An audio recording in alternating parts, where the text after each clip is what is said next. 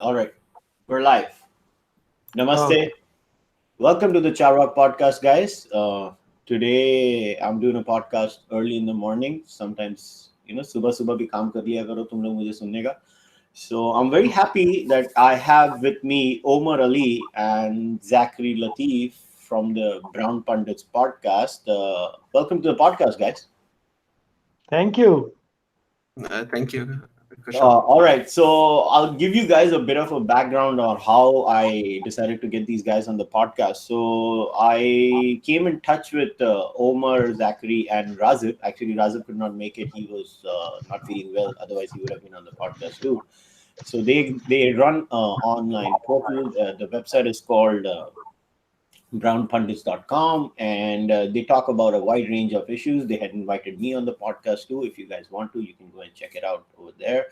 And I really like the way they discuss issues. They try to have a very holistic perspective. I have always noticed that when you go on the brownpundits.com, it's not just one point of view. It's X, Y, Z, and they're really patient when it comes to listening to the other side. And I was like, I have to talk about these guys about a multiplicity of issues. So I was like, when do we get them on? When do we get them on? And as you know, when you have three people, timing is always an issue. So that's why it took so long. But I'm really happy that they are finally on my podcast. So how about this? Why don't we start with this, guys? Omar Bhai, with you first. So why don't you tell a bit about yourselves, then followed by Zachary, and what was in your mind when you guys decided to start the Brown Pundits? So Omar Bhai, first you. Okay. Thank you. I'm very happy to be here. I am actually the older person here representing the older generation. So I am in my what would be the late 50s, I guess. And so I did not actually start Brown Pundits. I think the name itself and the blog probably were Razib's idea. And somehow he and Zachary had been operating it already. When Razib contacted me, I was sort of probably from comments on his gene expression blog, and we had sort of gotten to know each other a little bit. And he asked me if I wanted to join and start writing for Brown Pundits, and I did. And then there was a period of time when there were a couple of crashes. I don't know the technical side of it at all, but we lost a lot of material. But then the blog was revived, and for a while I was writing most of it. Then I was writing very little, and these people are doing most of the work. But we have invited a number of commentators into the blog since then, so some material does get posted every day, I think. So that's a good thing. All right. That's about it. All right, Zach, what about you? I think Brown Pundits now is around about 10. It'll be almost 10 years ago, 10 years old. So 2000, we started it in the Christmas time of 2010, I think. It was just like a week before I met my wife, or the week after I met my wife. So it's almost as old as my relationship in a way. And as Omar said, like I think the first couple of years were very active. We did really, really well, and then we had some bad crashes, technical crashes, and we lost data. And then now there's been and then Omar was, Omar joined the blog within like 3 or 4 days of actually it starting. So it's yeah, he is a co-founder for all intents and purposes.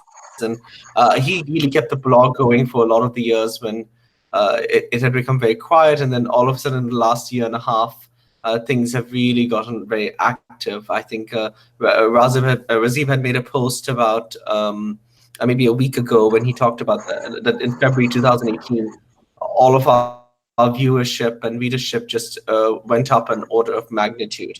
So now it's an exceptionally active blog, and it's very niche. And we obviously started the podcast around about October, and we sort of haven't looked back since then. So I think between the three of us, we maintain pretty good flow. And then we also have like maybe another 3 to 5 writers who dip in and dip out. So there's always a lot of consistency. And I think, and I think we're pretty new. Like obviously everyone accuses us of having certain biases or so on and so forth. But I think we try to be fair where we can. Obviously everyone is, subject to their own personal perspectives, but I think we try to avoid too much of a communitarian or sectarian viewpoint or nationalistic viewpoint when possible. Yeah, but this is what let's start with this. Now, what I have noticed, I tend to notice this, that, the meaning of the word nationalism itself, if we let's try to unpack that now.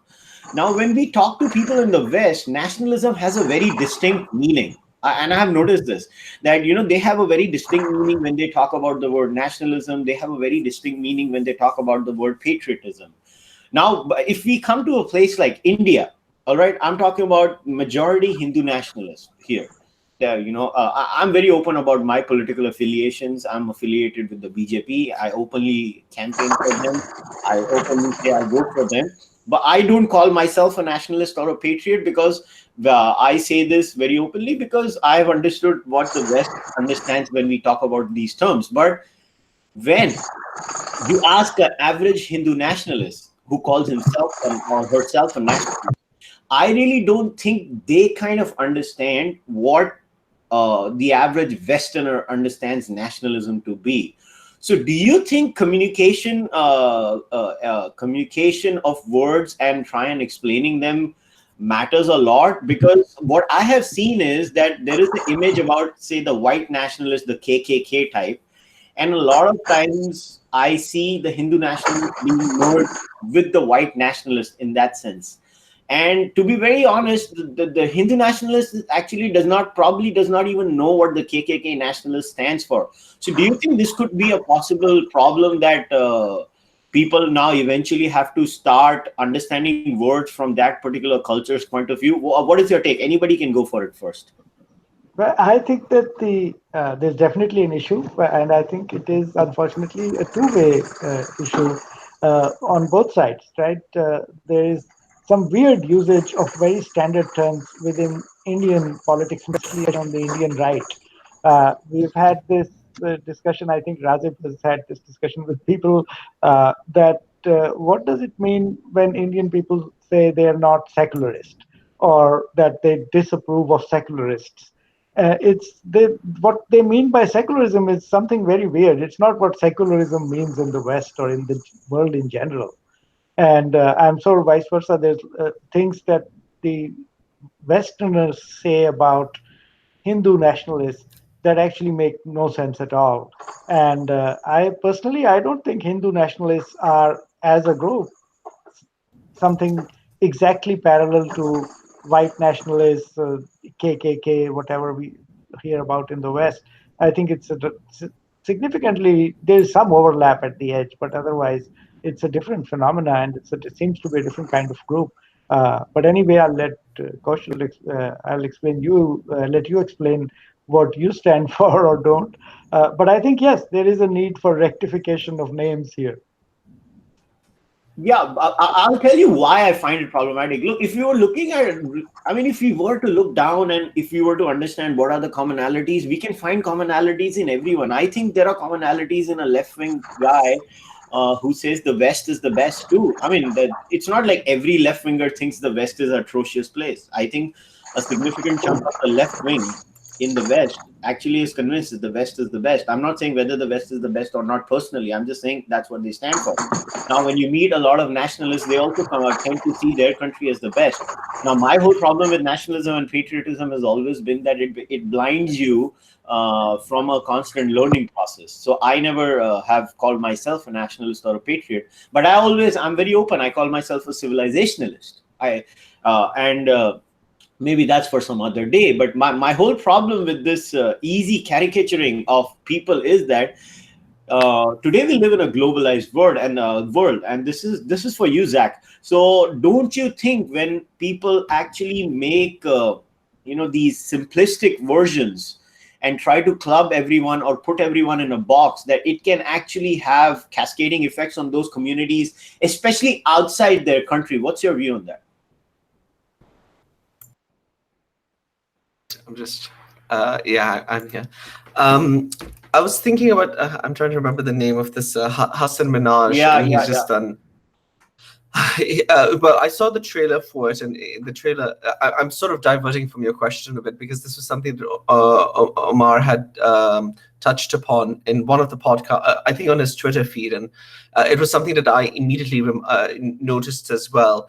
And I think that there's a standard of high expectations for the Indian political scene vis-a-vis, say, with the Muslim political scene. Let's just put it that way. And I think in a lot of ways that maybe it's because also India holds itself to be a secular liberal democracy that it needs to stand up to that very same scrutiny that say Muslims are or Muslim politicians are never really held up to. In answer to your specific question, for me, like my own background is that I'm a Baha'i, so we actually aren't particularly nationalistic. Like nationalism isn't something that we espouse, and also it so happens that I'm binational. I'm of mixed heritage. I'm Pakistani and Iranian, and I'm now British. And my wife is Indian, so she's a Hindu from Chennai, Sindhi origin. So it's for us, it's a bit more like I think all the identities commingled to some extent. So like it's difficult for me to understand the conversations because I don't come from a very rooted identity. Even when I did grow up in Pakistan, we were literally like the only non-Muslim family in our sector. So like I think in F103 we would have probably been the only non-Muslim. So it's very difficult to kind of understand majoritarian identity because I've never had one, and I probably will never have one. So I mean, obviously, like I have my own views, and over the years, Omar and I have had very different perspectives on many things, and in fact, I've probably come to align with his perspectives more than anything else. Like I've sort of like transitioned more towards that side, but yeah, I think that like when I look at the Indian political scene as well, I think that India is very hemorrhaged by its own identity construction, and this is ultimately an internal dialogue for Indians to have. But it's ultimately India, and I've written about this a fair bit in Brown Pundits as well. It's hamstrung by its original constitution, so it's not allowed to be what the majority of the population seems to want it to be, and there's almost an enforced tolerance. I mean, that's my perspective, and again, please don't assume that or presume that I'm making any prescriptions. I'm just providing observational viewpoints, and I don't want to necessarily somehow, be very dogmatic about it. But when I go to India, one of the things that really shock me every time I go to Chennai airport, and I go to India fairly often, is you see all these ladies in burqas and niqabs and hijabs, and like for me, it's really stark when I see that, because it's so visibly Muslim and Islamic, and to some extent, I don't know how it squares. It's almost like Hindus have to kind of accept this very, not alien presence, but a very stark presence in their midst. And I guess that, to my opinion, that contributes to a lot of Hindu rage. I don't know if I've answered your question, but I may have meandered. But anyway, that's...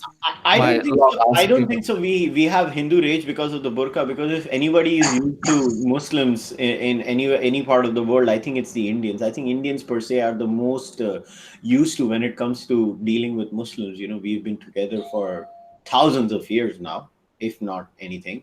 So I think the average Hindu is actually quite used to the idea of living besides a Muslim. Well, you'll have skirmishes. But I would interrupt, Kushal. I agree with you to some extent, but then when I see the discourse, okay, and again, obviously I'm conscious of my origin and as half Pakistani, as Pakistani, and Umar, please do step in if I do go out of line. But I'm just saying, I do see that this foaming in the mouth hatred of all things Pakistan. That sometimes, when you look at the Indian discourse, and when they are thinking and talking about Pakistan, there is just so much anger about it. It's like it's almost bordering on irrationality. And I don't think that I'm somehow justifying Pakistan or its foreign policies and so on, but it's almost to the extent that I think that Indians are sort of conflating the issues that they have with Pakistan with some of the issues that they have with Islam. And I think if they were to actually be a bit more honest with themselves and actually, start talking about the fact that they may have an issue with Islam, they may have an issue with the Indian Muslim minority. I know I go on this track a fair bit in the blog, but I'm just giving you as an example, then maybe they wouldn't be so, they wouldn't be so hyper, they wouldn't be so vehement when it comes to Pakistan. And again, I'm not giving Pakistan a free pass. I think Pakistan in many ways is a deeply troubled society, and we can go towards that. And I can be more scathing about Pakistan than I can be about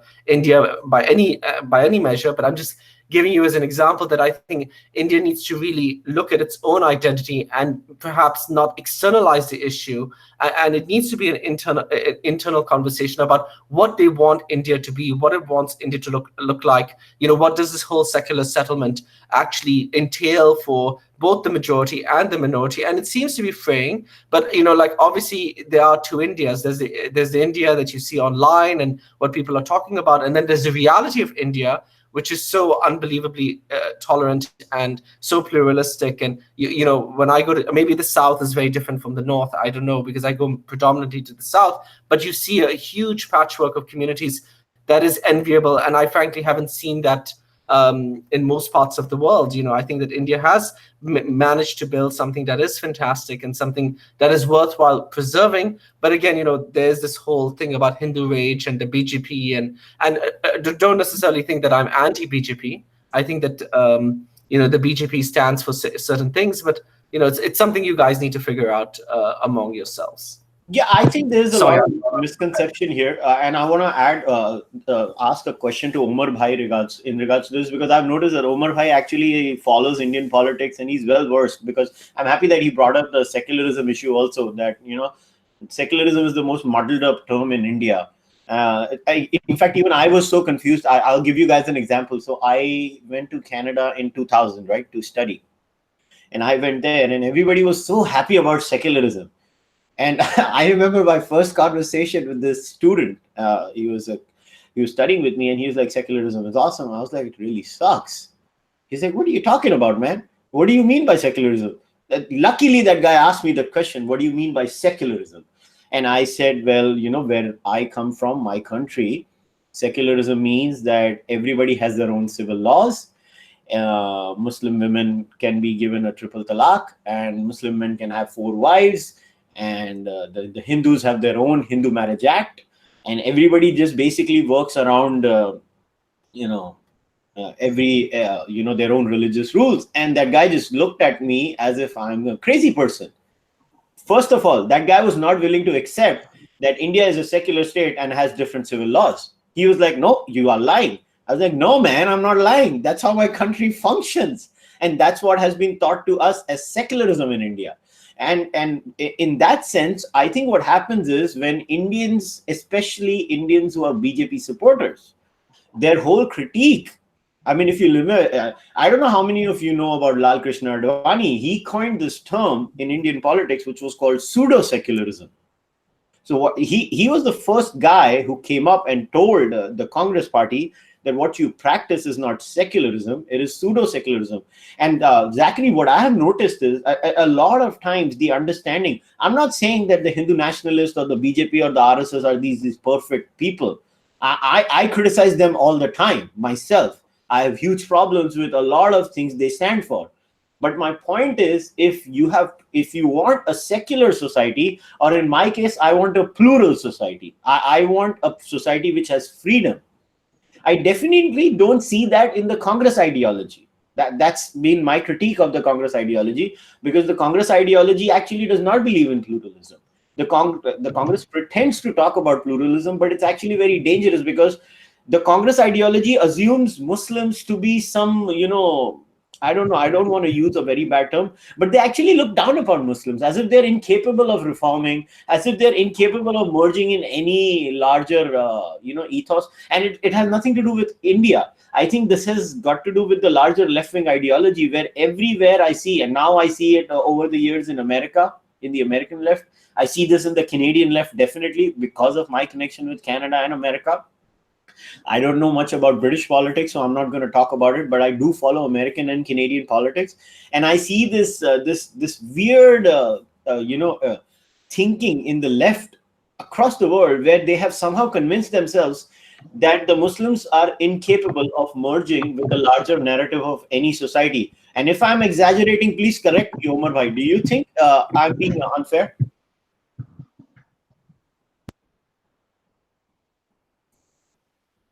Umar bhai, are you I'm there? sorry, my microphone got off for a second.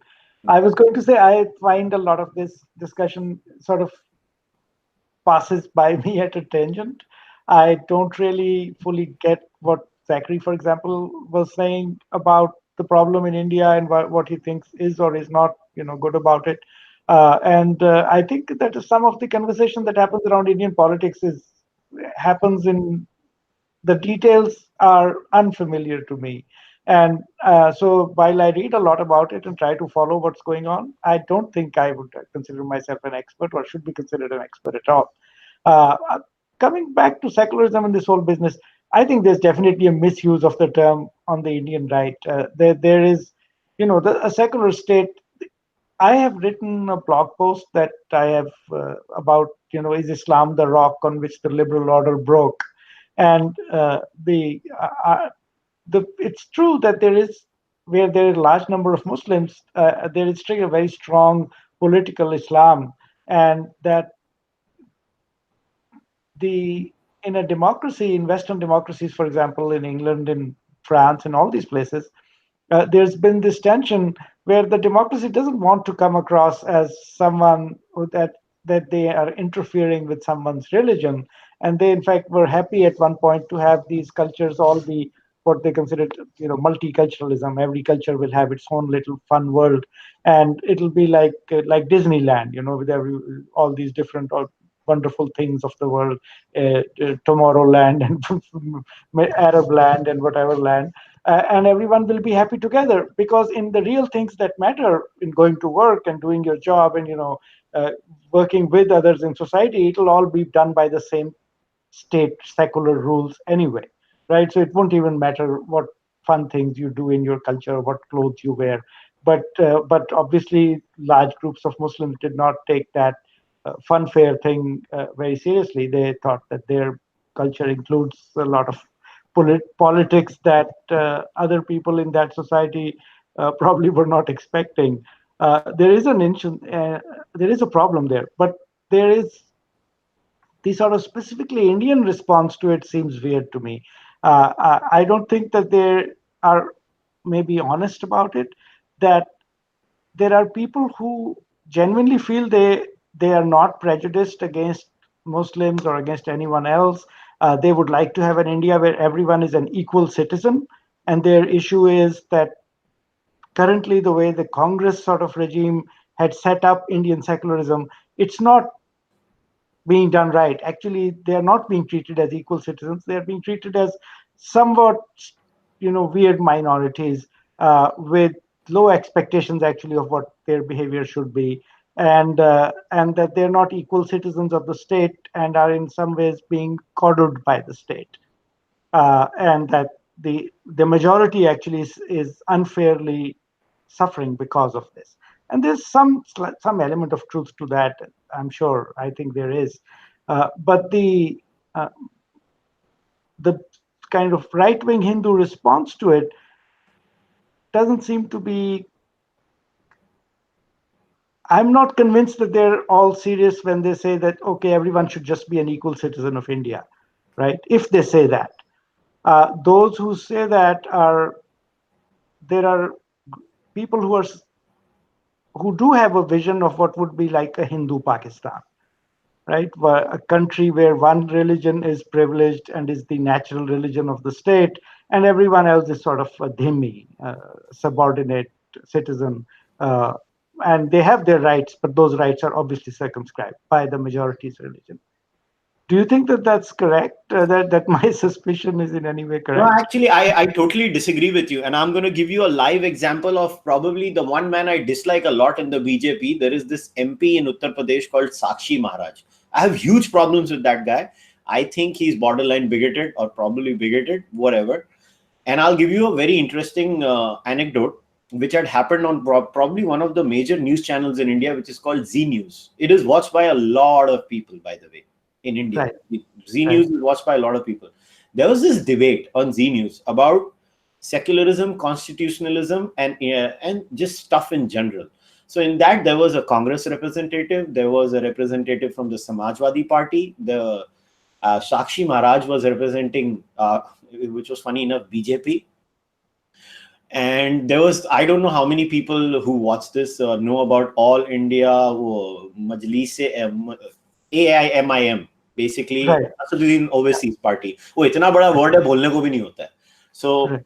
so though everybody was there in the discussion, and the anchor, I like it. See, Indian anchors are pakka secularists. They will always push you on that question. Do you believe in the constitution or not? It's a very simple question. And the first question, naturally, he thought he'll trap this guy, Sakshi Maharaj, because he's a known Hindutva guy. He makes nasty statements all the time. So, do you want to make this a Hindu Rashtra? Do you want to change the constitution? He's like, no, it is already a Hindu Rashtra in a cultural sense. But then what about the constitution? He's like, well, do you have a copy of the constitution? And luckily, there was a copy of the constitution there. So, what does this Hindu nationalist do? He goes out of his podium on the debate, removes his shoes like every Indian does, goes to the constitution because he thinks the constitution is his murti, like every Hindu does, bows down to it. You know what, Omar Bhai, I'm talking about, na? Matha tekna. Right. He bows down to the constitution. He says, that is my constitution. That is my murat. That is my murti. I worship my constitution. And I'm a Hindu nationalist. Walks back to the podium. The Congress guy comes. He has to do it now. Sakshi Maharaj has bowed down to the constitution. He bows down to the constitution. Even the Samajwadi Party guy does it. There was only one person who refused to do it. That was the hardline Muslim representative from AIMIM, that is Asaduddin Overseas Party. Right. And I can understand that. I didn't mean I understand that. I meant that I can see that they would do that. And I think that if the first guy was serious about it, I think that's great. I think India, genuinely, and I'm not saying this as a Pakistani or even a Muslim. I'm just saying this as someone who is pretty, in many, many ways, very, very sympathetic to the idea of an Indian civilization and a great Indian civilization. And I hope it comes about. And I think that if there is a great Indian civilization, that civilization is going to be a Hindu civilization, because that's what Hinduism really is. It's the cultural cement and religion of the Indian people. I don't see any problem with that. But the fact remains that the people of India are not all going to identify as Hindu, and there are going to be large sections, and there are large sections right now that identify as Muslim, Christian, Sikh, and Sikh, Jain. I know there's a different sort of category. They'll be called dharmic religions and whatever. But there's a natural tendency in modern religions to sort of self-segregate anyway, and so I don't think even those religions are going to like to be labeled as Hindu. They're going to label themselves. So there's going to be people who label themselves whatever they want, and the state should be able to allow that, and those people should be able to feel that they are full citizens of the state with all its rights and obligations included, right? They should be loyal to the state, and they should serve the state, and the state should be to serve their benefit. Oh, I totally agree with you. I have no issues in that kind of an understanding. I have always said that I think Hindu is a geographical identity, but if somebody wants to extend it to something that like I had Sikh friends when I grew up, right? My best friend is a Jain. Now he calls himself a Hindu. I don't call him a Hindu. He says, I'm a Hindu Jain. Hindu is my cultural geographical identity. Jain is the panth I belong to. Like in Hindi, we have this word panth, right? Panth means group. It's a Hindi term. So, and it's a very natural thing in India. So I don't care really if everybody calls themselves a Hindu. My thing is that you can't stop me from calling you a Hindu. And when you ask me what I mean by Hindu, I'll say this is what I mean by it. And it ends there. And it's okay. I think by and large, let me be very honest, I think if we start judging India from what happens on social media, whether it's Facebook or Twitter or the comment section of Times of India, I think we'll go mental. Because I don't know what happens to people online or on social media. I think they go mental. I genuinely believe it has been, the asylum has been taken over by the inmates, and all the inmates are basically making all the comments. So that's my understanding of social media. But like Zach mentioned, when he got down at the Chennai airport, that is India. That is actually the India that I I experience on a daily basis. Like, I'll give you an example. In my own family, my first cousins are married to Muslims. Now we have this. Now you'll be surprised. Like, Ganpati is usually a Marathi festival, but my Punjabi family, almost everyone other than our house has a Ganpati celebration. So they bring the Ganpati Murti during the Ganesh Utsav, and we go to their house. And now this is India for me. I am a Nastik, open Nastik. The whole family knows it. I will go to their house during every Ganesh Puja because you have to go. My Muslim bhabi will hold my hand during the puja, drag me to the puja. She's a Muslim, by the way. She's doing the Ganesh Puja, forcing me, the Nastik, to do it. And that's just the way it is in India. It's always been like that. Are there idiots on every side, whether it's the Muslim side, the Christian side, the Hindu side, the Hindutva side, whatever you want to call it? Obviously, there are going to be idiots everywhere. And like I said, the idiots have found their space on social media. But I believe India, by and large, is a very, very, open, plural society. So, Zach, you don't need to worry. In that sense, India is kind of safe. We'll let Zach step in now. Oh, no, it's fine. I was just listening to the conversation. I mean, I don't know. I think that, to be honest, that there is my personal perspective is that I just don't see that there's a level of, I think India is too much in the midst of an identity crisis that, I don't know, when I compare it to, like, say, okay, Pakistan for whatever, Pakistan is a good comparator in some ways. And I think even though Pakistan is very liberal and in some ways ideologically somewhat medieval, but because there's this, I think effectiveness comes about because most Pakistanis, I think even the minorities to some extent, have agreed to what Pakistan is about. Now, we may all disagree about that definition. Some of us may disagree about it, especially the so-called liberals and so on. But when there's a unity of purpose of what the nation is about, and there isn't so much existential discussion about it, and everyone sort of falls into line, I guess it does make it for a more effective country. And I think that, again, this is my perspective, what I think where India sort of falls short. I mean, don't think that I am anti-India. I think it's an amazing political culture. I think society is quite, remarkable and so on. But I do think that it's sometimes better that a country just agrees to a sort of like a common vision, statement of values, and gets on with it. And when you look at, say, China, or you look at Pakistan, you even look at Iran to some extent, which is in economic doldrums. But what all these societies do have is that there isn't, I just find it's a lot of unnecessary discussion within India about identity and history and, what it's meant to be. And, and these are the sort of things that I think it's almost indulgent in a way. And I think that, yes, India just needs to say, okay, just decide on what it wants to be in and be done with it. But, most of what I feel, most of Brown Twitter, and again, I could be wrong, but I feel it's all generated by this whole identity crisis, by this rage. And yeah, it's very simple, either, but don't you think it's sort of interesting that what you're saying about India is what a lot of people have said about Pakistan, right? That there is an identity crisis and that Pakistan is, like Salman Rushdie said famously, a sort of a country that's not sufficiently imagined. They don't know what they want to be. And it wasn't even clear to the founders what they wanted to be. And I think that is true, actually. Yeah, I think, I agree with you. Pakistan is a total mess in many ways, right? But what I do see with Pakistan is that, I think Pakistan, I agree with you that Pakistan is the more effective country in this very purely mathematical sense. Something is more efficient with same input. What output do you get?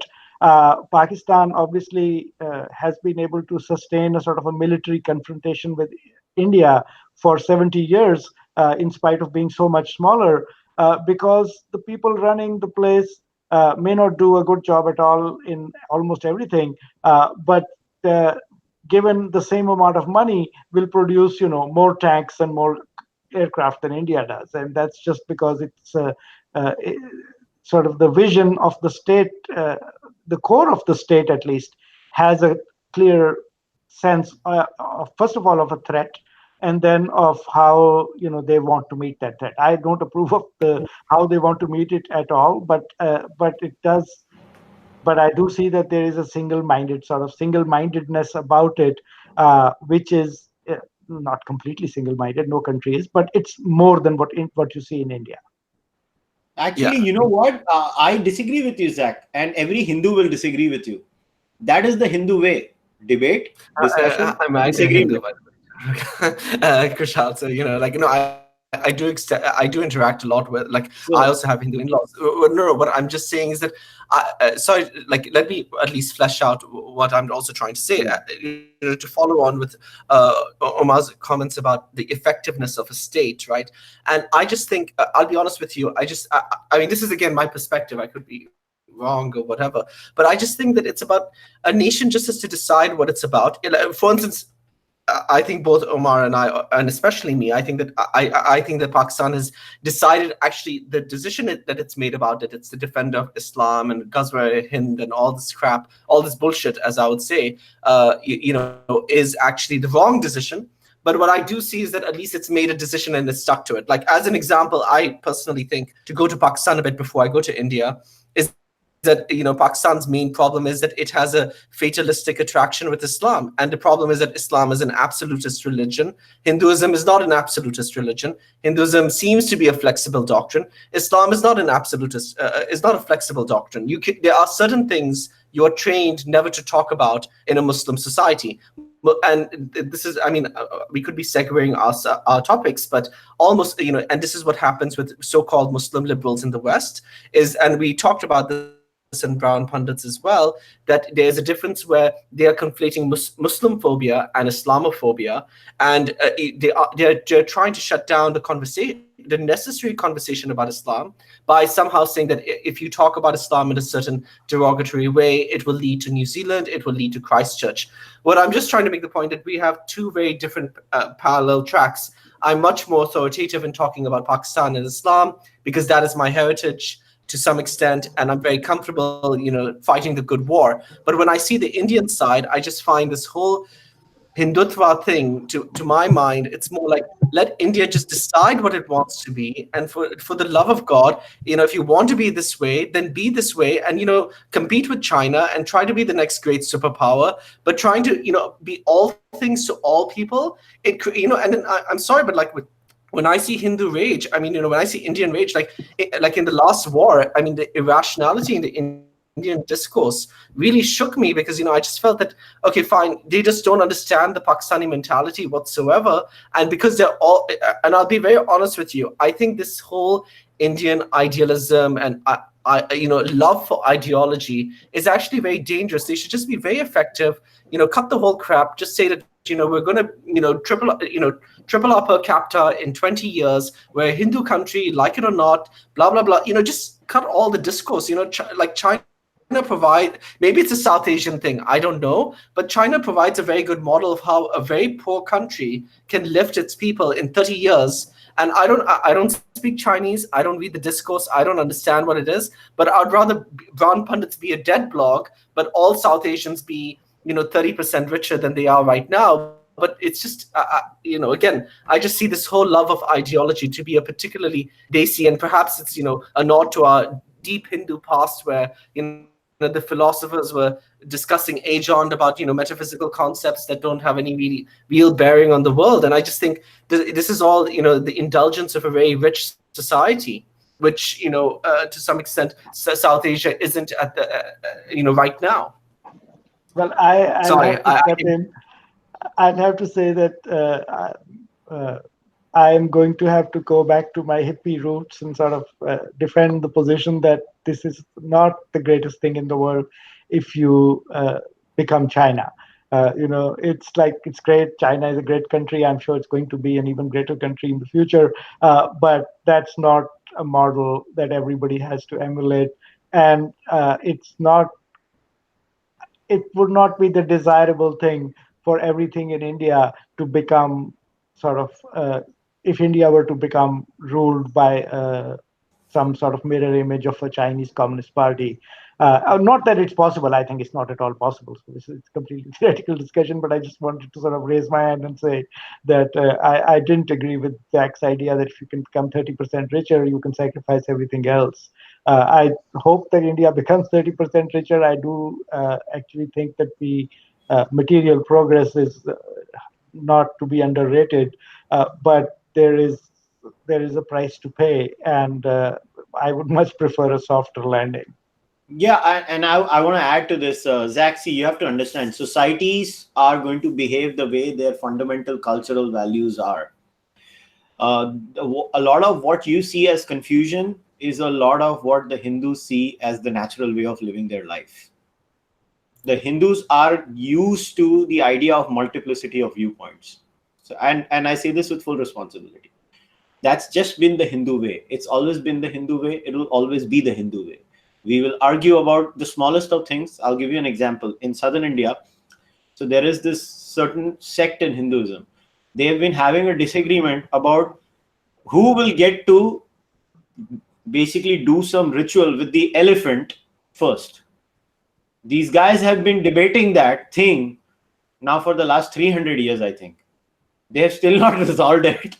They have not fought with each other. Nobody has raised an hand on each other. So it is what it is. The Hindus are just, that's just the way they are. They're and I hope India never becomes like China. I would never want to live in an authoritarian country.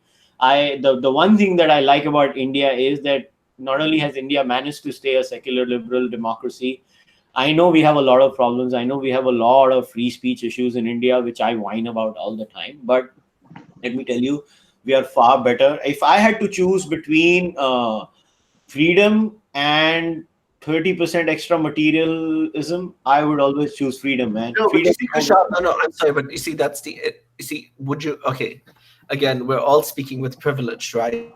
And the first thing is to acknowledge our privilege. Would I rather be a bottom 10% in India, or would I rather be a bottom 10% in China? You know, I would rather be a bottom 10% in China. See, I'm not trying to argue that somehow.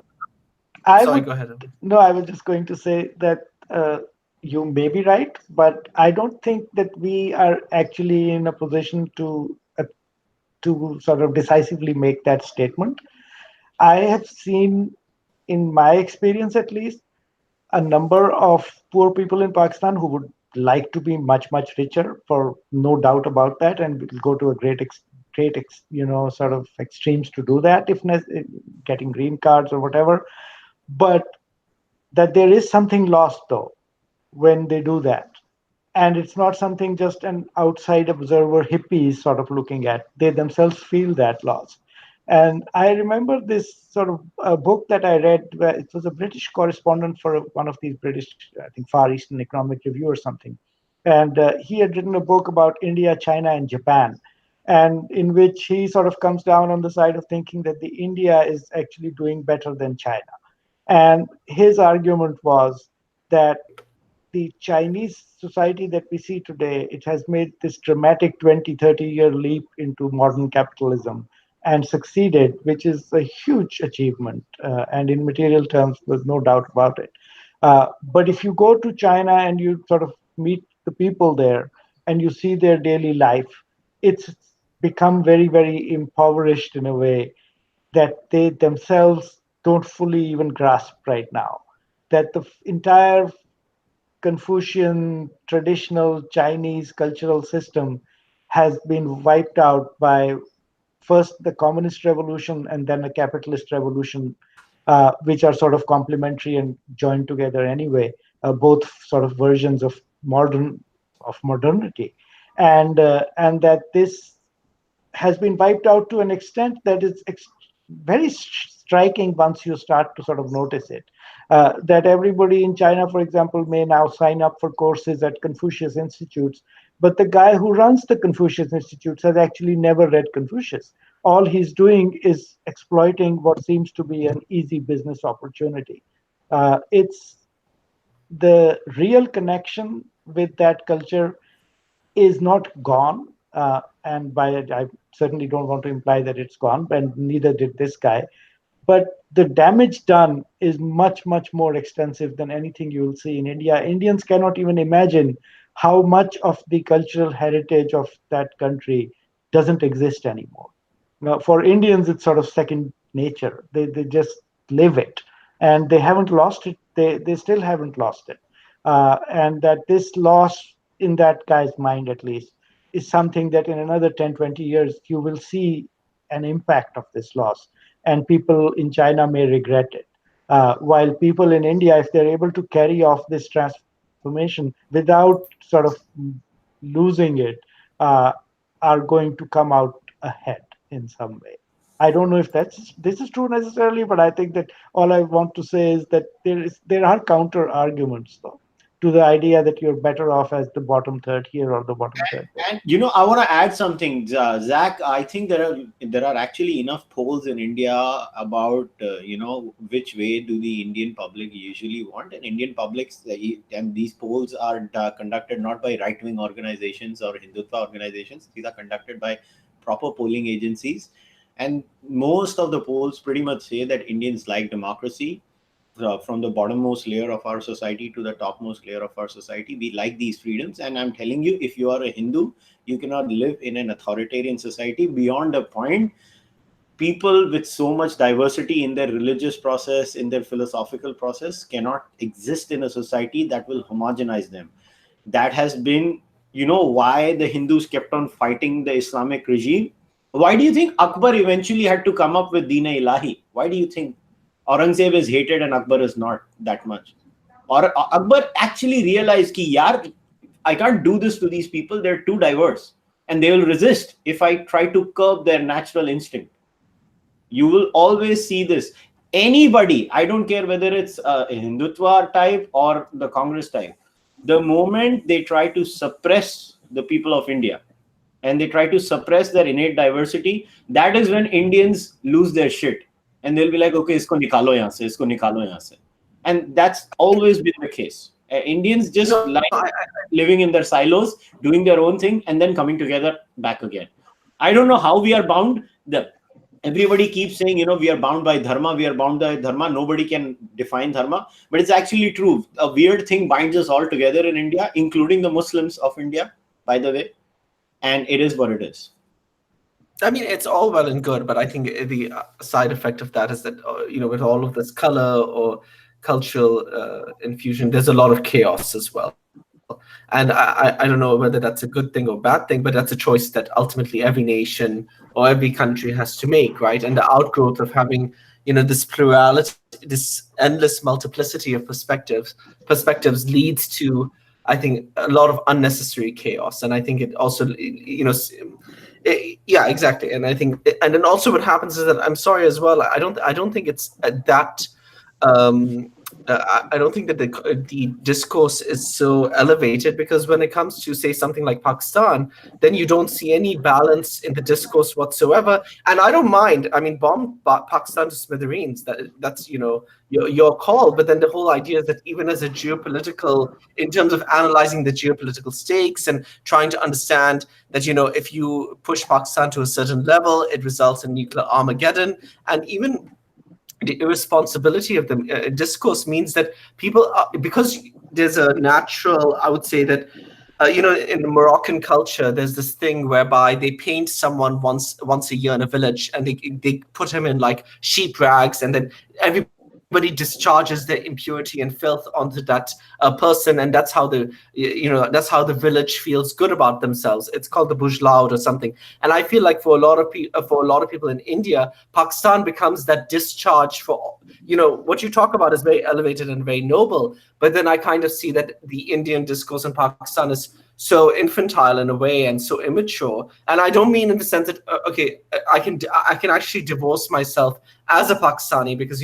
I am only half and I am actually British as well. And I just see that like the fact is that 2 weeks ago we were on the edge of some nuclear confrontation, and you think to yourself, actually, okay, we all know Pakistan is pretty much a very difficult state. We know that Pakistan is problematic, but India doesn't seem to know how to handle Pakistan. And if there were these so-called multiplicity of opinions, after 70 years, India should have a pretty good grasp of how to understand and engage its neighbor. And actually, what it's happened to do is turn it into a province of China. And I think in a lot of ways, I mean, again, Omar is more than welcome to break in. And I think both of, the Muslim League in 1947 was really the equivalent of BJP. It wasn't the equivalent of Congress. I think he made that very good point. And Allama, Modi was a lot like the Jinnah. So, Jinnah's politics were actually extremely sectarian in a way. But at the same time, I feel that India, for all of its multiplicity of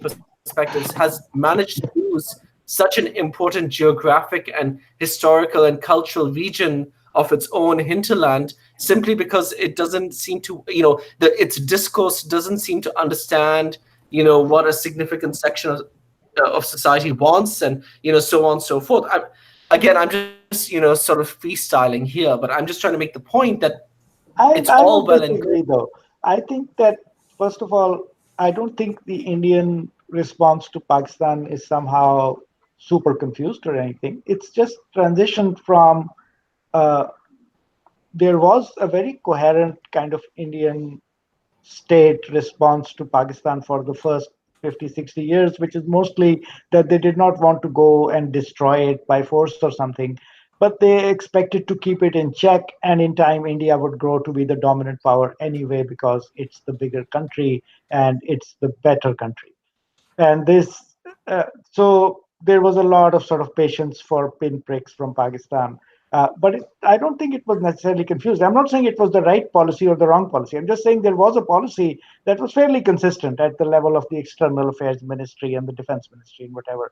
They sort of knew what they were trying to do, and that it obviously did not succeed in completely defanging the kind of specifically the jihad in Kashmir, for example, was not stopped, although it was tamped down after the American invasion of Afghanistan.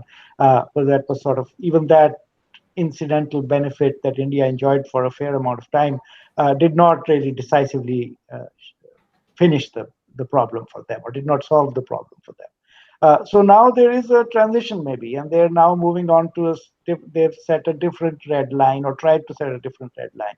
And strategically, one can see what they're trying to do. Whether it will succeed or not, we can only see in the future. We don't know yet. But again, it's not necessarily an incoherent policy. The policymakers have given it some thought, I think. And they've done what they think. They tried one thing, it didn't work, and now maybe they're going to try a slightly different thing. And we'll see if this works or not. All right. I want to respond to Zach. See, Zach, what you call chaos, we call Leela. So again, that is for some other day, what Leela means. And again, if you can read, actually, the smallest version of that is actually beautifully explained by Rajiv Malhotra in his book, Being Different. But if you want to read far more elaborated detail, you have to read Swami Vivekananda. But that's for some other day. So Indians don't perceive this multiplicity and confusion as chaos. We view it as Leela. We view it as life, as an evolutionary outcome of multiplicity of viewpoints, and this is the grand play that we are all involved in. As far as Jinnah and Modi having similarities, I really don't agree. Actually, Modi is a hardcore Democrat, and a lot of people don't understand this and fail to realize this. Modi's personal icon is Mahatma Gandhi, by the way. The highest number of books that Modi has read in terms of one particular leader is of Mahatma Gandhi. Modi is what I would call the Sardar Patel Congress would have been. Modi definitely has no love for Nehru or the dynasty. That is definitely there. Modi does not like that. I say this because I have been one of the few people who's actually had the privilege of meeting Modi alone in India. I have met the man. I could see a lot of things in the man. I'm not trying to boast here, but I had to say this because you've compared him to Jinnah. Modi is nothing like Jinnah. Jinnah wanted a Muslim Pakistan.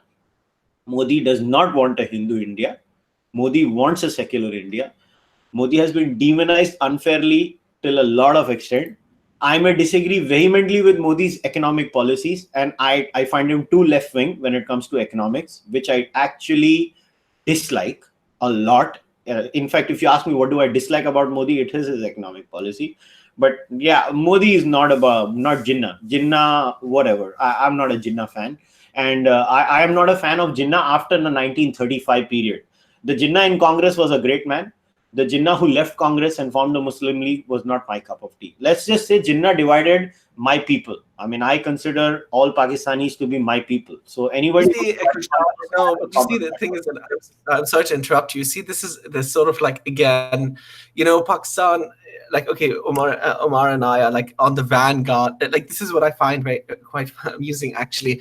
Like, this is just idealism, that Pakistan is, it's a totally different beast now, and Indians seem to project their own fantasies into what the Pakistani people are. Like, agreed, I'm not saying that there's deep civilizational ties, but there is no real and again, Omar is very free to disagree with me. There is no shadow between the Pakistani army and the Pakistani people and the Pakistani elite. It's all a very integrated ecosystem, and I think that, at the end of the day, like, you guys have got it all wrong. That and I'm sorry, like, I'm divorcing myself from my Pakistani identity, which is not hard for me to do, right? But I see a country, India, has lost not only its original homeland, which was Pakistan, which is Punjab, Greater Punjab, what you call it, but it's actually in the last 70 years, not only has it been divorced, not only has it separated, but now it's going on to a totally different trajectory. And, okay, it's fine to cut off Pakistan, but at the same time, this was an entirely unnecessary loss. This was an entirely unnecessary turn of events. And Pakistan will soon turn into an extension of China. For better or for worse, I may agree with what Omar is saying. It's actually very profound to think about the fact that, there's always a trade-off between materialism and this innate culturalism that China may have lost. But at the same time, it's not negating the fact that Pakistan will do anything to survive and has done anything to survive, especially post-1971. And it's all, what I see is that the discourse in India about Pakistan, about Islam, about its own identity is so divorced from reality that, it's not there's no longer such a thing as one people. Pakistan, it's not like the Pakistani people, it's not an East Germany, West Germany scenario or North Korea or South Korea scenario. It's not like there's this any real feeling for oneness on the Pakistani side to somehow, abandon the last 70 years of ideology and, reunite. I would prefer that. I'm sure, me and maybe a sliver of the Pakistani, elite or liberals who are, have vested interests in India and Pakistan getting together, but that's never going to happen, and it's not going to happen. And I see it because, Indians, the Indian discourse has no idea about what the reality of Pakistan is. They have no idea about what the reality of Islam is, and they're projecting their, this is the same mistake that Nehru did, and they project their own fantasies into what they think Muslims are, into what they think Islam is, and what they think Pakistan is. And, it becomes an echo chamber. And all of a sudden, Pakistan in the last 70 years has transformed into something that was very much India, that was, I think that, and now it has become something that I don't even know what to classify it as anymore. It's, it's like it is something very, very different, not anti-India, but certainly not India anymore. And I think for a people and a civilization to lose that core historic territory within, modern times is, an unbelievable loss. And I think that, that's because the discourse is not evolved at all. Like, and you need to think about, what the demands were. And in fact, I mean, like, I don't know, again, Omar and Kushal, you are more than happy to contradict me here. And I guess I'm, fueling the discussion, but I'm just sharing with you my personal thoughts. I'm not having a vested interest here. I'm saying from the idea of India as a great power, to lose Pakistan over the last 70 years was a, unmitigated disaster. And it was an totally unnecessary loss. And, I think that Indians really need to think about how they are, conducting their discourse and how to become an effective state, and how Pakistan should have been reabsorbed within 20 years of, independence. Why wasn't Pakistan and Bangladesh, historic India, why wasn't Akhand Bharat repatched together? It's easy to partition something. East Germany and West Germany were partitioned. They were brought back together. North Korea and South Korea, they have a line, but it seems pretty evident that one day they could be one state. But I could never see India and Pakistan reuniting into a single state in my lifetime.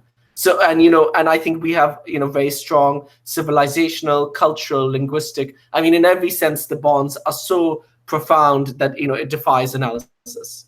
Sorry, I went on a I mini agree rant. with you that India and Pakistan would never be one simply because Pakistan is too Islamized, and that would always be a thorn in India and Pakistan being one. But once again, I would say that look, when you say the opinion of India about Pakistan, look, there is the opinion of the Indian public is very varying. Now, if you go to Punjab, you might find a particular opinion about Pakistan. You go to Chennai or Tamil Nadu or Kerala, you'll find another opinion about Pakistan. I was just going to say that Zach's rant was interesting in that almost every party can find something to support and something to be very angry about in the same statement. And I think that it took me a while to start to get what Zach is saying. Actually, not just today. I mean, sort of interacting with Zach on the blog for a long time, because it is easy to misunderstand. And I think even after we understand it, I'm not saying I fully agree with it, but it's an interesting viewpoint. I think Pakistan and India, personally, I think should not have separated, but they did, and it's happened. And now that it has happened, I think it was a very big tragedy. The way the population exchange took place, I think we've talked about this before. That the if you had in India Muslims and Hindus living in geographically separate areas completely, it would make complete sense to just separate them. When the British colonists are leaving, they see these two populations, one Hindu, one Muslim, one living in the east, one living in the west. You make two countries and they both go on. I think that would be the natural solution, because there is enough potential for conflict. But they were not living like that. And it's a mixed up population that lived all across the country. And the people who live in these places are all people who have lived there for hundreds and thousands of years. It's their homeland, whether they're Muslims, Hindus, Buddhists, Sikhs, whatever. And for them to be given this kind of choice and to be forced, especially in West Pakistan, the ethnic cleansing was sort of near complete. So you can see the effect. And so it's become a different country. It was not this country when it used to be a Punjab that is split between three religions. Obviously, there's a Western Punjab now that is 99% Muslim. It's a very different place. And it's going to become more and more different as long as this conflict goes on. So I wish it doesn't go on forever. But anyway, but whatever we want to say about it, I think that the hype and the thing that you saw on Indian media around the time of this whole Pulwama crisis, it was completely irrational. But that's not necessarily what the problem is between India and Pakistan. It's for maybe one symptom of it, but I wouldn't focus too much on it. I think, Zach, you're giving them too much credit, that whatever is going on Z News and whatever these channels. Okay, let me give you guys a little bit of perspective, okay? First of all, do not take the Indian media seriously. If there was ever something that was the curse of India, and I say this with full responsibility, it is Indian media.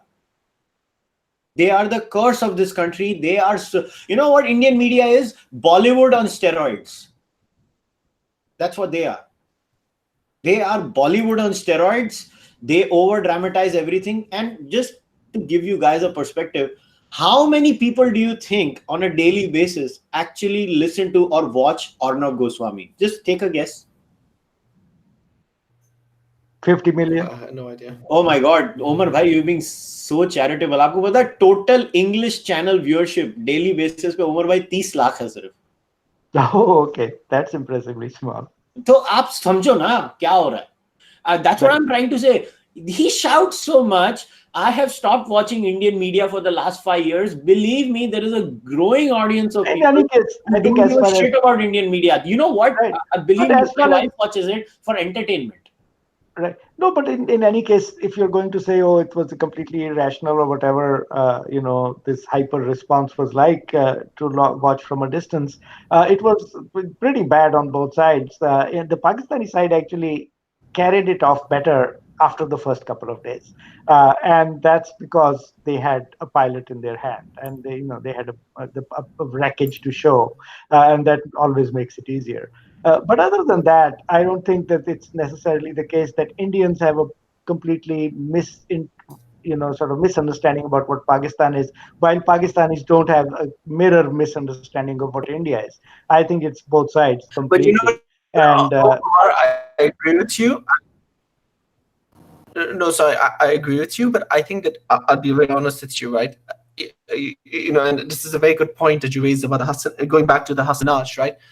What I see is that the Hindus, who are much more liberal, educated, and progressive community, and are not held back by religion in the same way that Pakistan is so profoundly held back by religion. I mean, Islam is just a no-go zone in that country, and therefore there is this whole thing whereby the standards of expectations is much higher on the Hindu community than it is on, say, the Pakistani or the Muslim community, because there are simply some things that you cannot discuss in a Muslim perspective. This is another one. This is another one of your statements, Zach, that I think the people who are going to be happy about the statement are the same people who are going to be very unhappy about the statement. No, but I'm saying, what I'm saying is that Hinduism has no real dogma. I'm not trying to somehow project, right? And I come with somebody who's learning about it. But Hinduism has always been, it's already reformed. They banned sati with the help of the British. Like all of its, caste has been abolished. And you see the discourse in Hinduism, like you are a Gnostic, you're an atheist. I mean, imagine, okay, let's role play. You're in Karachi, and you start saying that you're a Gnostic and you're a kafir and you're an atheist and you're an infidel and you have to be led to do Muslim rituals or whatever, by your Hindu sister-in-law, you just would not, the language that you're using would not even be able to be articulated in your mind, because you would know it's suicide to even articulate those things. And this isn't necessarily the fault of the Pakistani government, right?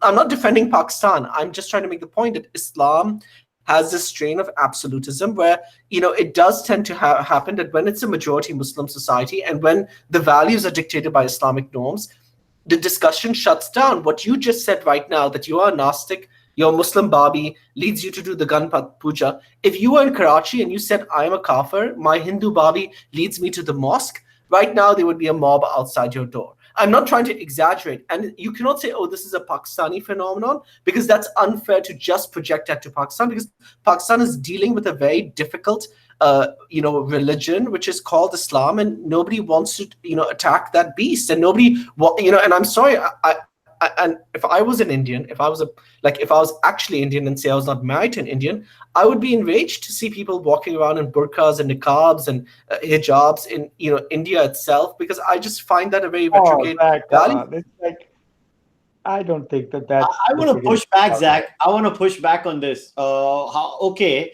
if that is what the average Muslim mindset is, why do you think? No, I don't think the average Muslim mindset.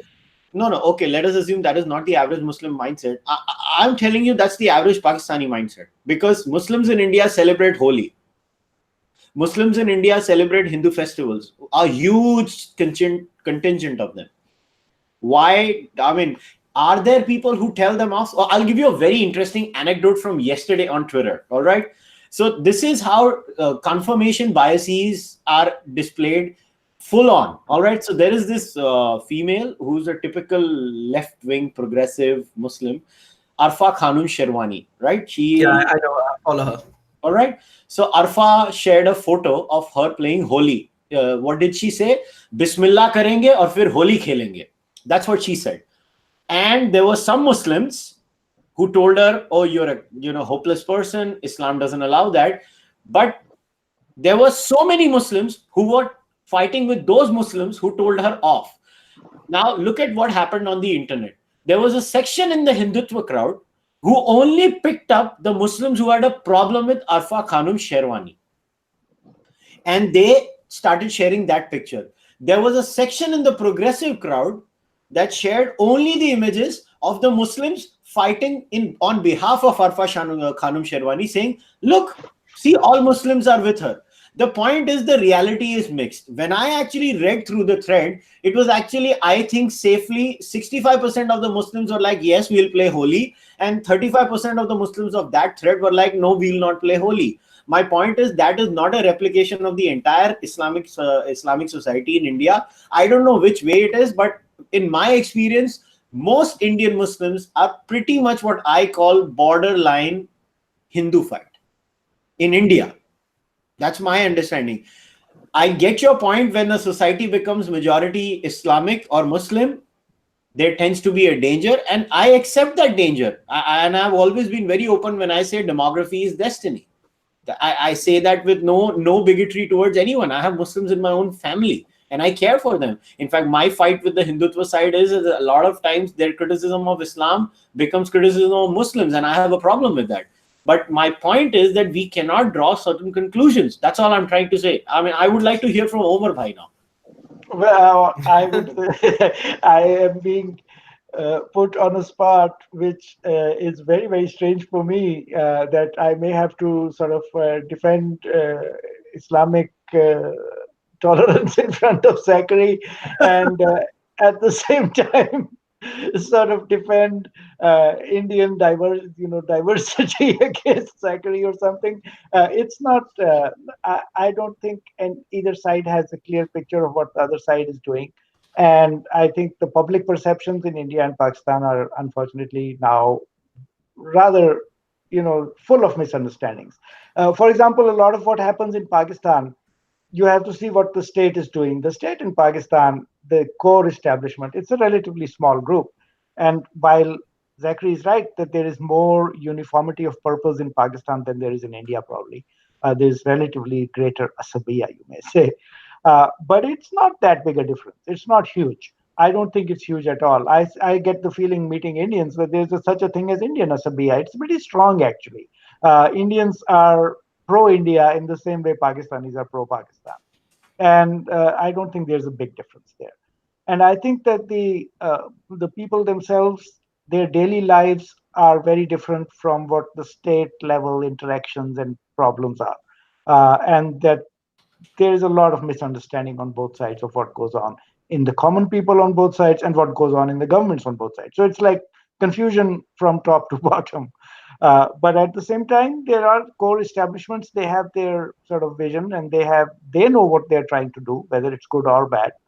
And unfortunately, I think that the Pakistani establishment is stuck on changing the status quo in Kashmir, which has caused this conflict to go on forever.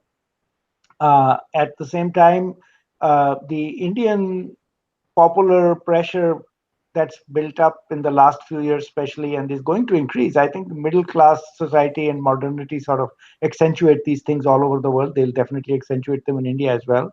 That the people will become more nationalistic, sort of, and will in a democracy, especially, there will be pressure on the leaders to behave in a certain way, in a more belligerent way, and this could change if the Pakistani response changes, maybe, but I don't see it very likely that it's going to change. So I think, yes, there's going to be conflict, unfortunately, and continuing misunderstanding for a while. Long term, I hope that somehow or the other we still get through it and have a soft landing and don't blow each other up.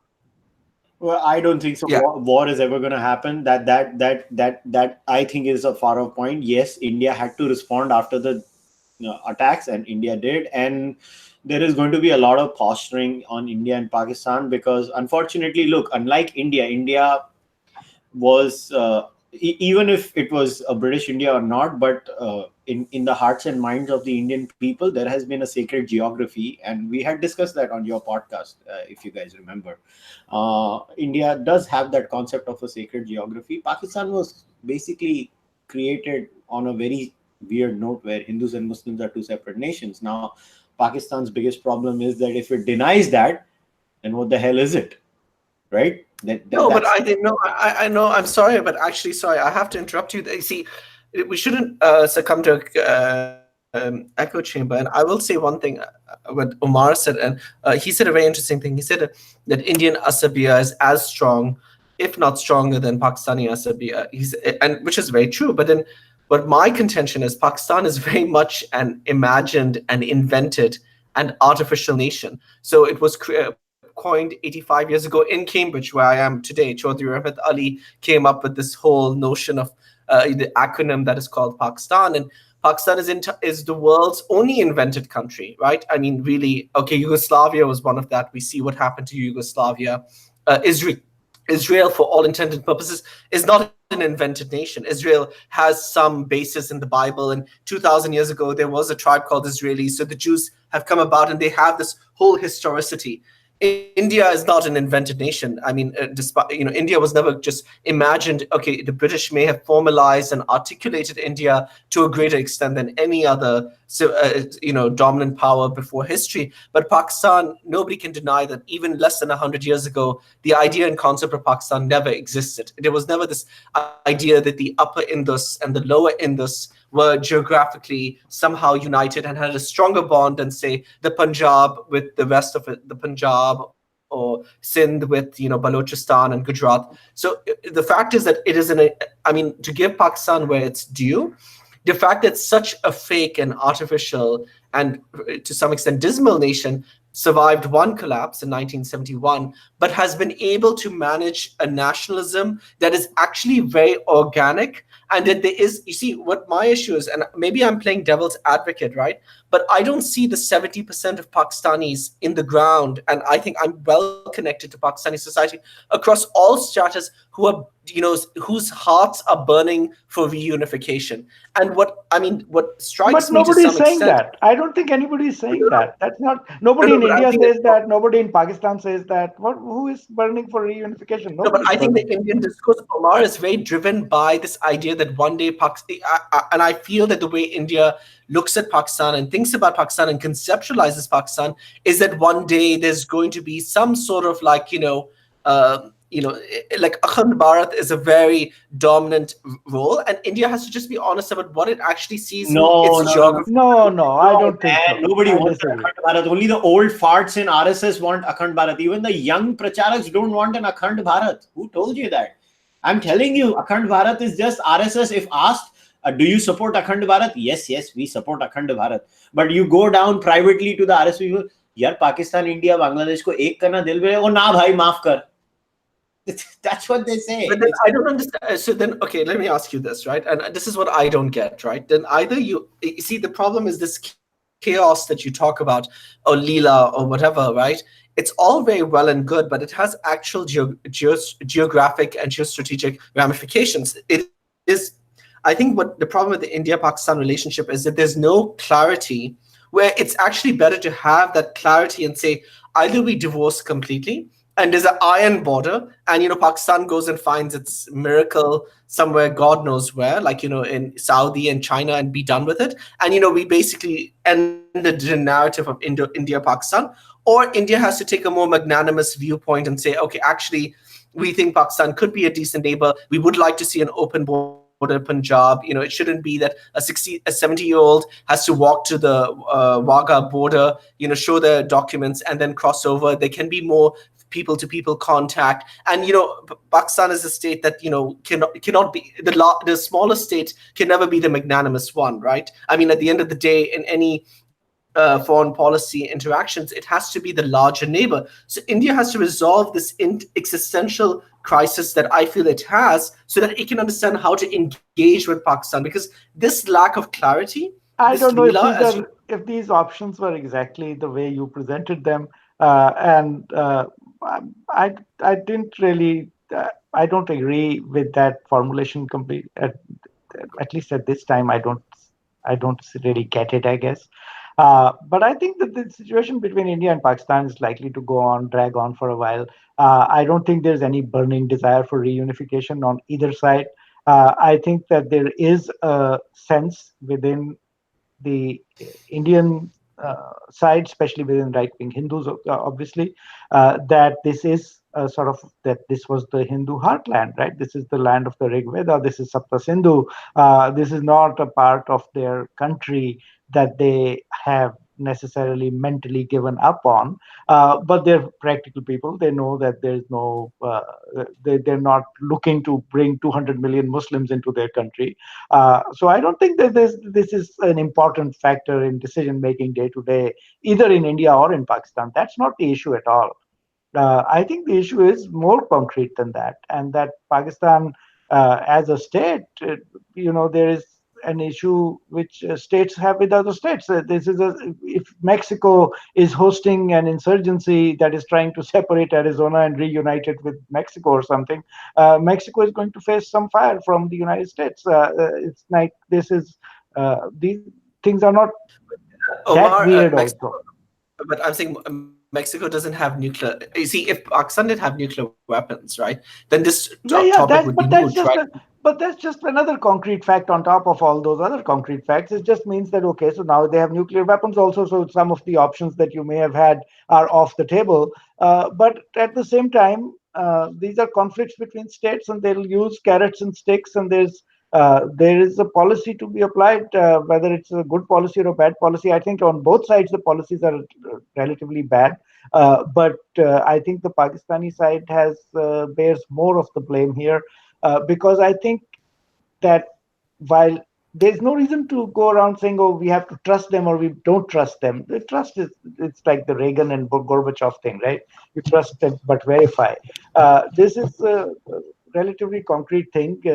Pakistan has to stop creating mischief in India, and India has to then stop trying to create counter mischief in Pakistan, and see that both sides can actually have sort of a modus vivendi on existing borders, and that they can be two relatively normal neighbors. We don't, I think, nobody hopes for more than that right now. Everything else, the long-term cultural things, that those are the sort of realm of the discussion that we were having earlier about whether China is doing better than India or India is doing better than China because of whatever cultural continuity is being greater in India. Those are not issues that directly, immediately impinge on these very concrete day-to-day conflicts between states. I think that's still soluble at a relatively in a relatively concrete way, or at least I hope it is. But we'll see what happens. It may be that the direction is in the other towards the other side, and the conflict is actually going to get worse, which, in my point of view, from my point of view, would be a bad thing. Because I think that our cultural heritage is an Indian cultural heritage, and that has, there are streams of Persian and Afghan, Turkic, Muslim, Islamic, Arab influence, but it's still an overwhelmingly Indic culture. And for us to completely turn away from it will be a tragedy. But that can even that can happen. I mean, tragedies have happened in the world. This American thing, shit happens. Maybe it will happen. I hope it doesn't. But those are But long-term things. don't you think it's happening? I don't think I think it is happening, right? Oh Like, I think yeah, it it is an is happening. ongoing. It's an ongoing thing. I absolutely agree. It is an ongoing thing. You can see it. The languages are diverging. The culture is diverging. But at the same time, you can see there's a recurrent sort of eruption of cross-cultural transmission that happens the moment things are relaxed even a little bit. Indian movies came back to Pakistan. Pakistanis watch more Bollywood than maybe Indians watch Bollywood on a per capita basis, and even the language, while the official languages tend to sort of diverge because of Persianization on one side and Sanskritization on the other, things again like the movies and the songs and the poetry and the music, it sort of reconnects people. People in Karachi use a lot of Hindi terms that I'm sure were not part of their language 50 years ago. They just picked them up from the movies and the plays. Maybe the nationalists have some idea of this also. That's why they don't like these kind of links. But all of that is sort of secondary. I think the government to government business can be solved potentially if there's a major change of policy. It doesn't have to involve a kind of some sort of cultural revelation or something. All right, you know what? Let's change tracks. India, Pakistan, and the political issues are never going to get solved. Now let's talk about something else. So obviously, Zach, you live in England. Omar Bhai, you're in the United States of America. Now, I titled this All Things Brown. So I wanted to talk about the experience of the brown man. And when I talk about the brown man, I'm being very specific. It is about the subcontinental brown man, about the Indian, Pakistani, Bangladeshi, or Sri Lankan for that matter. I'm just using different nationalities here. Now, do you think there is a difference between a Pakistani's experience in North America or England per se in comparison to an Indian or a Bangladeshi or a Sri Lankan? What is your opinion? Anybody can go first because I wanted to talk about that. Zachary can give you something about England. I really don't know. But my distant impression is that the Pakistani experience is very different. One reason being maybe just the fact that they all came from Mirpur, or so such a large portion came from Mirpur, very specific kind of rural area in Pakistan. But also, obviously, Islamic and their identity as then the extreme Islamization that took place in England. I mean, English Muslims, it's a joke between us, sort of overseas Pakistanis will joke about this all the time, that the most extreme Muslims you meet are the people from England. They're not people from Pakistan or Saudi Arabia or America. They're English Muslims. They won't, you'll never see their wives. They'll be wearing full burqas and whatever. They have the most extreme views about how much interaction you can have with your infidel neighbors. That doesn't mean all of them, obviously. And Zachary lives in England, so he can give you a better view of that. But I think the experience is different for Pakistanis. Yes, absolutely. I would agree with Umar. I mean, 70% of our British Pakistani community is from Mirpur, but also the way not India, the way Britain is structured, it's almost very confessional because I think you can there are Jewish schools and I think there are also Muslim schools. So Britain is it's a multicultural society, but it's also a very multi-communal society. I mean, this is the land of divide and rule to some extent, and I think after satanic verses started it, but 9/11 almost crystallized this partitioning of the British Asian community into Muslim and non-Muslim. And I mean, I lived through that time and I could see that 9/11, it all of a sudden solidified, quote unquote, the British Muslim community and the identity, associated identity in a way that was just, remarkable. And I do think that I've seen this happen in the diaspora as well, that yes, obviously, we were all British Asians, but now, when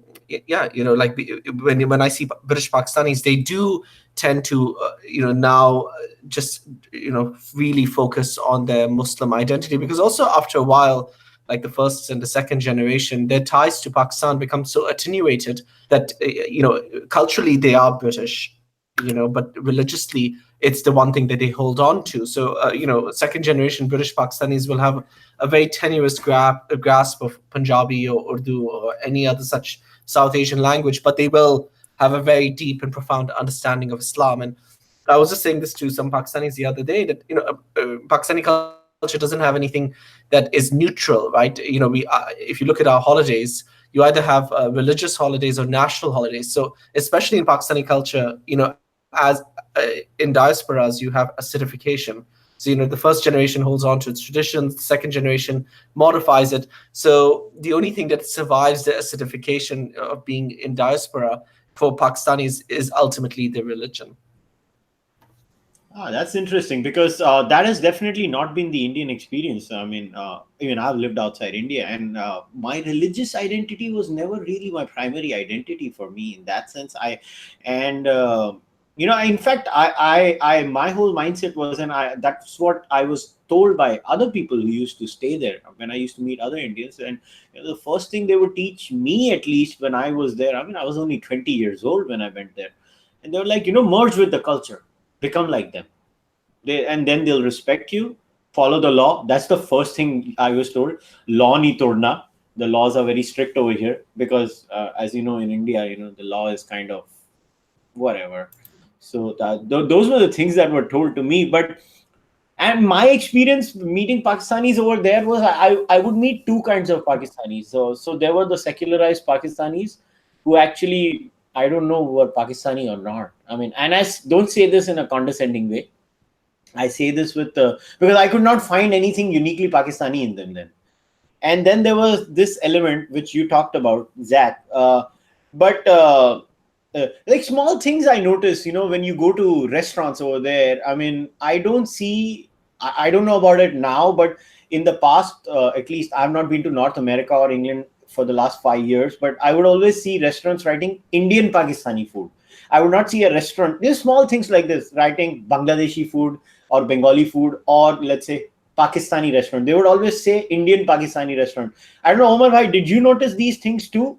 that there was no unique identity as such. At least in North America, मैंने कोई restaurant नहीं देखा जिसमें only Pakistani food देखा हो. I mean, I've been to. Yeah, there are a few. I think where you see a lot of in New York City, there are a lot of Pakistani cab drivers. So there's definitely a cab driver restaurant called which has more than one, which has a signboard that just says Pakistani restaurant, doesn't say the word Indian.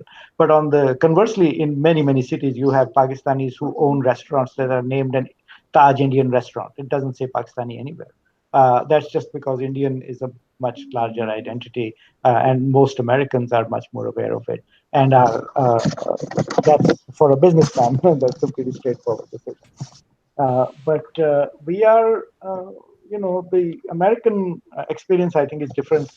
Different kind of class of Pakistanis also, but they're not a large enough community almost anywhere to have their own ghettos and their own sort of community separate from everyone else. It's much more Americanized, and the second generation is going to be even more Americanized.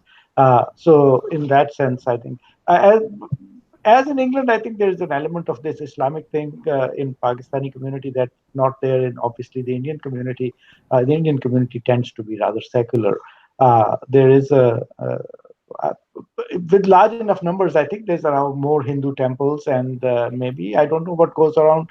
But I find this very interesting that I meet Indian friends here, upper middle class sort of doctors, and this community mostly. They know very little about Hinduism. I frequently know more than they do. And that's not something that they sort of send their children to attend Hinduism classes or anything. I don't know if that's a common phenomenon at all. I wonder if you know anything about it. I think it's much more likely in the Pakistani community you would find them teaching their children about Islam, for example. So there is some difference because of that Islamic element. Otherwise, they're pretty similar. Yeah, definitely. I agree with you. Even that was my experience living in America or Canada too, that, the Indians would not send their children to a lot of religious classes, although it depends. I mean, now they do send their, what they would send their children to? Language classes, where they want their child still to learn their native language. So if it's a Gujarati kid, they would send them to Gujarati classes. If Hindi is basically not being taught so easy, like they would send them to Hindi classes too. But what happens is, ghar pe zyadatar, because they speak in Hindi, so it's very natural. You will have Tamil classes in that sense. I think the South Indians tend to be far more Hindu, in terms of conserving their cultural identity and all that, then probably Northern Indians in many ways. I mean, that's what my anecdotal experience in North America was, living there. I found the Southern Indians to be much more, into that. But very interestingly, if you go to the universities and the Hindu Students Union and all the, basically the drama and the dance, in that all the Northern Indians were always far ahead. They basically, so we would always joke about it. It was like, basically, sharab ki baat aa gayi, to sare Northern Indians aage. Basically, that's what it was. So when it comes to alcohol, all the Northern Indians are like, where's the bar? Where's the bar? And they would go to every Indian Students Association thing. And when it comes to religious functions, usually Southern Indians would dominate. But now it's changing. But even with I think there is a slight rise of religiosity in the North American Hindu. But that rise of religiosity is actually about more keenness. It's also the number of Indians coming from India into North America has increased over the years. So those Hindus are kind of driving their religious identity there. But you're right. Let's say if you're like my wife, who's born and raised in Canada. Now, I see in that community, like what we call the confused desis, in that, I think, yes, the religious element is far lesser. Maybe the Indians coming from India, they do carry the religious element a lot more. But yeah, it's okay. I think, but what do you make of, this interaction? Like, do you see a future where all subcontinental, and this is for both of you, and Zach, you can start first. Do you see a future where all subcontinental brown folks come under a larger rubric and lobby for certain policies or stuff like that in England or North America? So Zach, you go first. This is a question. I mean, to be honest, I'm actually I don't really see it. I mean, I don't want to sound as a pessimistic, but I think that there's very, very different perspectives that are emerging. I mean, I would like to be proven wrong. I would absolutely like to be proven wrong. Like, as an example, in Cambridge, we restarted. Well, I didn't restart it, but some students, they restarted this society called Majlis, and it's 130 years old, and it was very active in the British Raj, and it was very involved in the anti-colonial movement, and then it lapsed in 1971, and then it finally died in the 80s because the inter-park tensions were so bad. So the society is now being resurrected as sort of a pan-South Asian rubric, because like, especially in the Cambridge University scene. I'm not involved. I'm not at Cambridge University, but my wife is actually. But you have the Pak sock and the Indian sock and the Muslim sock and Hindu sock, and like, there was this controversy because there was an Urdu song playing at one of the student nights of like the Indian society, and then someone told this other guy to switch off this Muslim music, and it's caused like a big outrage in the whole university scene, like in the Brown scene. But I mean, so there are initiatives like this, but I think that it's now become so different that I think for a lot of, I mean, I want to be corrected wrong. So I don't think I'm the gospel, in these things, because to some extent I'm also an outsider. I'm only a half South Asian and so on. So like, but I would say that I think that for Pakistanis now, like, just their Muslim identity, because it's so under threat, like, as an example, what happened to Christchurch. But it's about what you're emotive about. And for most British Pakistanis, what I see is that, I mean, their passions are reserved for their Muslim identity. They care about Muslim issues and they want to shape the discourse on that. So like, for them, talking about, this general Brown thing, like, Pakistan is not a culture that is not a society that cares so much about its culture as much as about its religion. And that's definitely shapes the diaspora in Britain. I don't know how it is in America. I could be wrong in America, but I just feel that the part of Pakistani beat twice for Islam, and then I kind of ask a lot of my Pakistani friends, but then what do you expect someone like me, who is a Kafiristani? I don't like Islam. I'm very Islamophobic, frankly. What am I supposed to do about how do we square the circle? But and obviously with the Indian politics and culture, I mean, it's also the economic identities of the community is so diverging now. British Hindus are, becoming like the new Jews in a way, highly aspirational, very educated. They're all voting. Like, we see this political split as well, right? So British Hindus are now majority voting for the Conservative Party, which is astonishing. I mean, I think that they're like the only minority. And incidentally, the only other ethnic community that does that is the British Jewry community. Sikhs are kind of like still very much Labour, but Muslims have, in the last two elections, have flocked to the Labour camp. So we have this anti-Semitism crisis that's happening right now, consuming the Labour Party. So even like the larger political ramifications in Britain, I mean, this is quite shocking, right? It's being fueled by very different forces, because now so many Muslims are joining the Labour Party and they're bringing their notions of Palestine and Zionism into the Labour Party, and it's actually crippling the Labour leadership in the whole Brexit Brexit drama. So it's actually very fascinating to see how a community is, a community like the British Pakistani and the British Muslim community is actually transforming in a very indirect way the political landscape of our host nation. All right, Omar bhai, what are your views?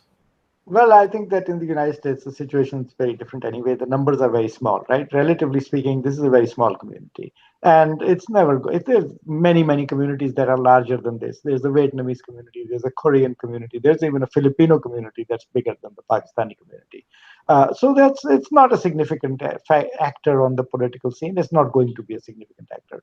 Their concerns as a community tend to be Islamic, basically, which is which is going to make them walled off from everyone else anyway. That's just the future in the United States. I don't think they'll have much of a role. The Indian community is more interesting because I think there's so many prominent Hindu politicians, or Indian politicians, not Hindu necessarily, Actually, the only Hindu one is not from India. She's Tulsi Gabbard, who is an American Jew who was or I don't know if she's Jew. Her husband is Jewish, but anyway, she converted to Hinduism. So she's the Hindu representative in the presidential race right now. But Nikki Randhawa is likely presidential candidate at some point, I think. And poor Bobby was a candidate also.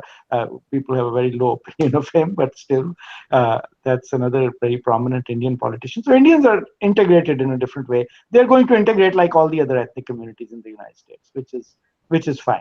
Pakistanis may be a different issue to some extent because their focus is going to be Islamic. There's going to be no Pakistani issue as such.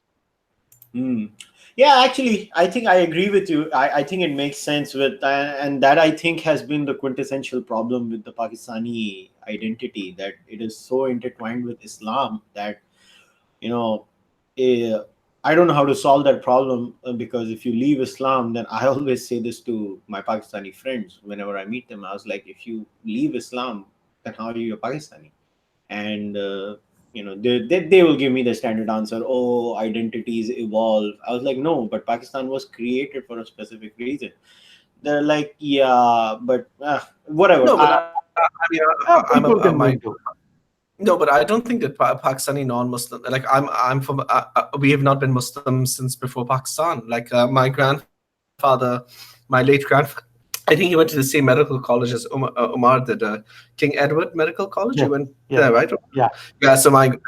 So but he had become a Baha'i, but he had anyway moved to Pakistan because his allotment lands from the British Army were in Punjab. So he was a Muslim. He turned Ahmadi for a while, then he became a Baha'i. But he was very much a Baha'i by the time he moved in 1947. So we've never had a Muslim identity. We were the only Baha'is in Saqqar, and there was a lot of discrimination. Pakistan is obviously but it's not somehow that, until I married my wife, I didn't really feel, and Omar can obviously testify to this, I never felt very discordant with a Pakistani and a minority identity, but maybe I speak with also some privilege because, they are very I think it's probably not significant for the overseas people anyway. As I said, in the United States, for example, there's no big Pakistani issue in politics. There's no big Pakistani sort of angle to it at all, and it's not going to be. So really, who cares whether you identify as Muslim, non-Muslim Pakistani or not? Non-Muslim Pakistanis will continue to have their sort of physical links with Pakistan, right? They have relatives there. They grew up there. They've seen that country. They eat that food. There's a lot of things that keep them connected. Beyond that, there's really nothing else required. They are now in the United States. They're American citizens. That's what it's going to be. It's not a big Pakistani is not a political identity in the US. Muslim will be to some extent, right? But Pakistani, who doesn't matter. Yeah, I agree. What I like in Pakistan is the Coke Studio Pakistan, and the Pakistani dramas are really nice. I like them. So my wife also. No, I think there's a lot of. We can finish on this. Yes. Note. Yes, that's what I was trying to do. I was like, what do I like about Pakistan? There's one thing I will say though is, and I see this with my wife, and I see this with a lot of Indians. I think people contact.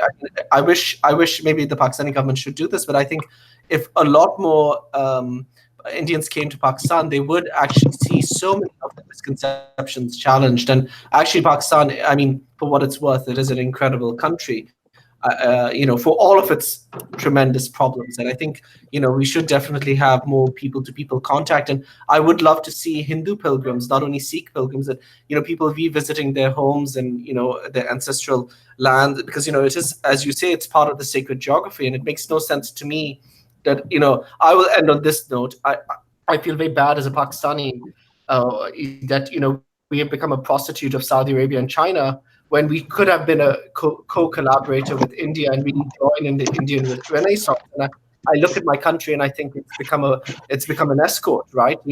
And that is a tragedy. And I think, for all of us, that's something I would like to change. And I think definitely reconnecting with India is, a priority should be a priority for all of us, because, only good can come from it, because there's, Pakistan has so much to avail, has so much to benefit and so much to give. And I think, that's something we should all be working for as South Asians.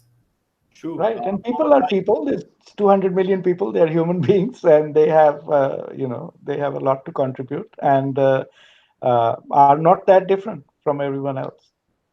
True, I agree with you, and I really hope that's what happens in the future. I hope we have some sort of a European Union sort of an understanding where India, Pakistan, Bangladesh, Sri Lanka, Nepal, Burma, Bhutan, all these countries in the surrounding area, we have our own kind of an understanding where people can go. I hope so too, although I think that the short-term trend seems to be in the other direction. So I think there will be some conflict for a while. I think there will be some point at which Pakistan may not be able to sustain, to afford this conflict. And that's the one reason they would change. If done sort of well, that whole transition can happen relatively softly. If done badly, there are many examples in world history of it happening very badly, and I hope it doesn't for us, but bad things also happen. That's possible. Yeah, true. I agree. All right, guys, as you see, when you Thank have you very much. brown things Thank you. being discussed, so we're always going to have difference of opinion, and really happy that Momo and Zach came on the podcast. So if you want to go out and check out their work, you go to brownpundits.com. I've left the link to the website in the description of the podcast. Please go check it out. They have some very nice blogs. They have a very active community. They have a lot of debates on a multiple range of issues. Please check out their podcast too. And on that note, I would like to say, take care. Namaste. Have a good day. Good night. Good night.